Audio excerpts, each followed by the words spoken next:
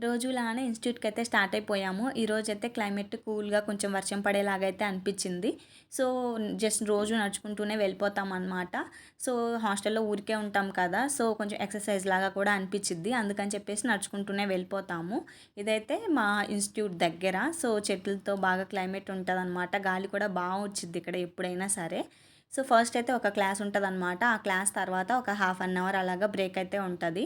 So, ఇది మా ఇన్‌స్టిట్యూట్‌లో నుంచి వ్యూ అనమాట. చాలా బావుండిద్ది చూడడానికైతే. సో, ఇది కూడా మా సెకండ్ క్లాస్. ఈ క్లాస్ అయిపోగానే మళ్ళీ హాస్టల్‌కైతే రిటర్న్ అయిపోతాము. సో, వెళ్ళేటప్పుడైతే ఆటోకైతే వెళ్ళిపోతామనమాట. ఎందుకంటే చలికాలం అందులో చీకటిగా ఉంది కదా! అని చెప్పేసి మేము ఆటోకెళ్ళిపోతాము. సో, వెళ్ళగానే నేను చేసే ఫస్ట్ పని ఏంటంటే నానితో కాల్ మాట్లాడతాను. నానితో కాల్ అయిపోగానే ఇంకా ఫుడ్ ఏంటా అనేసైతే వస్తామనమాట. సో, ఈరోజైతే ఎగ్, చపాతీ, చపాతీలోకి కర్రీ, రైస్ అలాగే సాంబారు, పెరుగు యాజ్ యూజువల్‌గా అయితే ఉండిద్ది. సో, ఇదనమాట మెనూ అయితే. Bye bye.